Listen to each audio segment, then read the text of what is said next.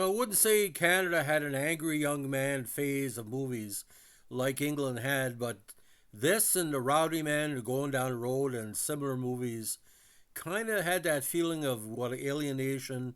What do we do now? Where are we going now?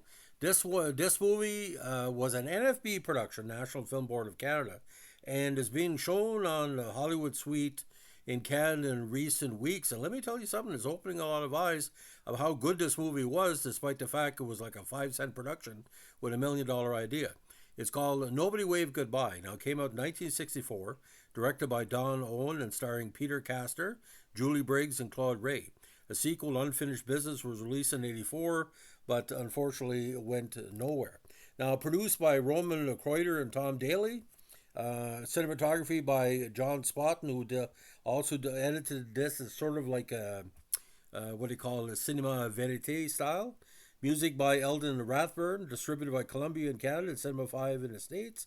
Release dates was August 13, 64 in Canada and December 12, 65 in the US. The movie itself was 80 minutes and it goes quick with a budget, get this, of $73,593. Now, the scene is in Toronto, Ontario. Peter is an 18-year-old boy who seems to be in grade 13, who dislikes the middle class comfort of his family life, headed by his father, who sells cars for $300 per commission, and what he perceives as society's general fixation on profit. He has a girlfriend, Julie, whose parents dislike him, and his own parents feel he spends too much time with her at the expense of his schoolwork. He's also kind of a folk player singer and goes to a lot of coffee houses and talks the beatnik talk of Canada at the time. In a very, very confusing scene for the audience, but not confusing for the lead actor, he steals his father's company car and rides with Julie on a joyride, only be arrested for dangerous driving without a license. He starts meeting with a probation officer after his father refuses to bail him out, and also leaves home to rent his own place and finds work. Now, unable to make much money, he pressures Julie to find a job. She comes to his residence after a fight with her parents and demands he leave Toronto, telling Peter to borrow money from his father. Now, he's also part of a scam at a parking court where he basically is skimming off money for, of all people, John Vernon of Wojak and Animal House fame. And Vernon's performance of this is very, very sleazy, and it kind of fits the bill of that type of character. Peter eventually meets his father at the car dealership, only find him incensed with Peter's appearance. Peter asks for money to basically get away and pay him back, but he refuses. His father says he is a bad investment and does not want to see him anymore. Peter subsequently steals money in a car to leave with Julie, money from the car park. When Julie realizes the truth about Peter's theft, she tells him she is pregnant and that she cannot raise our baby with him. Now, Peter Castor, who played Peter, a very, very strong performance and very, very much the blueprint for going down the road in a rowdy man, basically an intelligent guy but doesn't know how to apply it to his everyday life. Now, there is some Canadian content actors in this movie, especially John Vernon, who plays the lot supervisor. Sleazy is not the word, intelligent sleazy. If there was a name for intelligence and sleazy together, this would be it.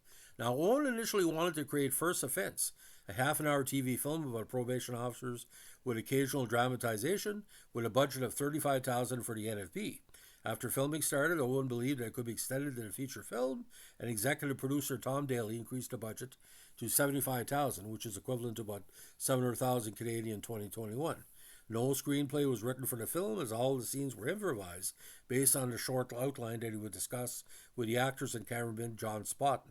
Owen shot 60,000 feet of film, 30 hours of footage from 21st of August to 14 December 63 in Toronto using 16mm film. He stated that he was inspired to direct cinema films of Michel Brault and Gilles Groux. The film was later blown up to 35mm. It was filmed again with that budget of $635,000, give or take. The scene of Peter working at a parking lot was shot using hidden cameras, and all the patrons were non-actors. A walk-on woman recognized Peter and talked to him without knowing she was being filmed.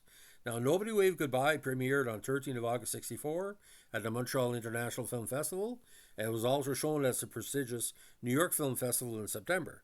Columbia distributed the film in Canada, but it bombed upon its release in Montreal in November after barely making $700 in a week. It performed better after being released in Toronto in December. And again, it was NFB's second fictional English language feature film because most of the NFB stuff was shorts and documentaries on a non-fiction standpoint. Now, when Cinema 5 purchased the rights to distribute the film in the States, after failing to purchase its worldwide distribution, with the exception of Canada, it released the film in New York on the April 21st, 65. Ironically, $70,000 was spent advertising the movie.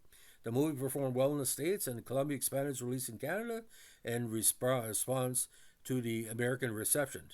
Départ sans Dieu, a version of the movie subtitled in French, was released in Quebec on 23rd July 65. The film was also a big hit in Czechoslovakia, Israel, Yugoslavia, and the UK. The NFB refused a demand by Irish censors to remove all the references to sex and pregnancy in order for the movie to air on television. Now, Judith Chris, a writer for the New York Times Herald Tribune at the time, stated that it was a film that you should not miss after its New York Film Festival showing. The New Yorker praised the film, stating that it was an exceptionally fine movie. The Washington Post stated the film was a statement of the difficulties of being human, of making contact on different wavelengths, of somehow accepting rules one didn't make, but which bob up to thwart our erratic desires. In its positive review, in '66, the National Catholic Film Office for Motion Pictures listed as the best theatrical film for the youth. The film was criticized, however, by Nat Taylor, who stated that it was garbage, an amateur night in Hicksville. Brendan Gill, writing for the New Yorker, compared the film to The Catcher in the Rye. The TIFF listed Nobody Waved Goodbye as the ninth best Canadian feature film of all time in '84. Again, the sequel to Unfinished Business was released in '84 and was panned by the critics. Now, it was nominated for Best Feature Film at the Canadian Film Awards in 1965. International Film Festival, Mannheim, Heidelberg, won the CIDLC Award. British Academy of Film and TV Arts won Best Documentary, even though it was a fiction. And Salerno Film Festival won first prize. Now, talking a little bit about Unfinished Business, we'll just touch on this very, very quickly. Again, the film stars the protagonist Peter Castor and Julie Briggs as the main couple of the first movie. Having married and settled down into adulthood following Julie's pregnancy in the original film, they have since divorced but are now coping with the emergent rebelliousness of their own 17-year-old daughter Izzy, played by Isabel Mejias. The cast also includes Peter Spence, Chuck Shimada, Melanie Brown, and Anne-Marie McDonald.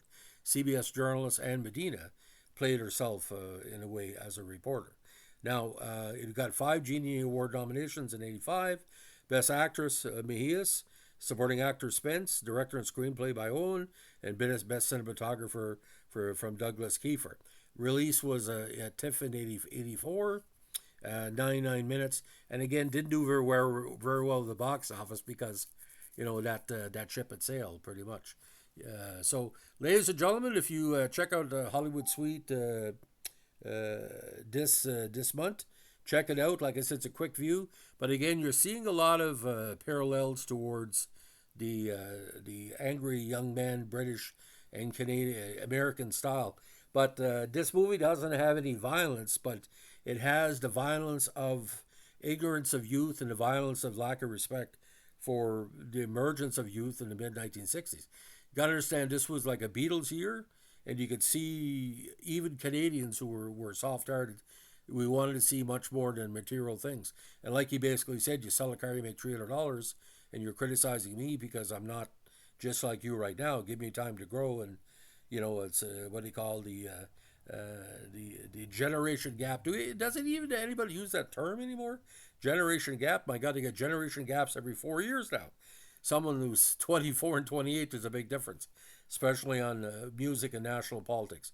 So check it out because it is a piece of Canadian culture that should be recognized as the foundations of the nice 1970 kind of folk movie we would have, like Who Has Seen the Wind and all the Quebec art films and, of course, Duty and all that. So thanks for listening. If you like what you're doing here with our Canadian Vintage Film Podcast, let us know and like, comment, subscribe, or share. Bye.